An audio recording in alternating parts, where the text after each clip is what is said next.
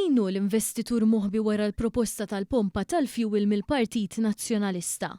Staqsa dan il-Prim Ministru Robert Abela waqt li kienet iwieġeb mistoqsijiet tal-ġurnalisti.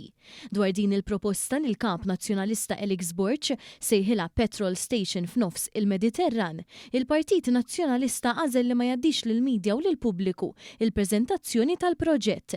Però il-Prim Ministru bil-preżentazzjoni tal-istess proposta f'idejh tenna kif il-kontenut tagħha hemm manipolazzjoni fin-numri tal-proġett. Iżjed minn hekk staqsa jekk min qed jimbotta din il-proposta u l-akbar kontrabandist taż-żejt li kien hawn. Iddikjara li l-istess persuna prova jbieħ il-proposta lilu stess u rrifjuta għax hemm ukoll taħwid dwar iż-żmien li fih jista' jitwettaq dan il-proġett. Il-timeline li fih se jitwettaq dan il-proġett. Da żgur. Għax minn l-għaref li biħlu dill-idea li ġibi Ħalili wkoll, għallu biex wara l-elezzjoni jiffirma MOU mal-Uffiċċju tal-Prim Ministru. Jekk tiddubitani għandix il-preżentazzjoni qiegħda qudiemi. L-aħħar waħda. Nitlobkom issaqsu bħala membri tal-istampa. Min huwa l-investitur il-moħbi wara dan il-proġett? Saqsu jekk huwiex l-ikbar kontrabandist taż-żejt illi kellna f'pajjiżna.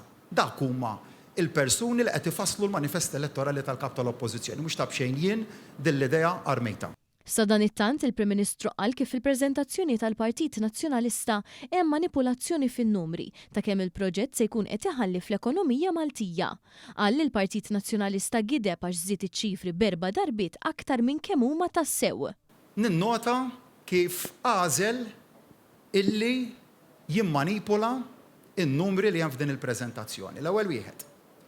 Fejn qal illi dan il-proġett ser ikun qed jixħet fil-karozz ta' Malta 450 miljun euro.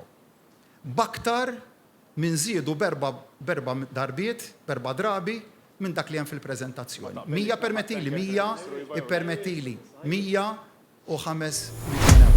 euro.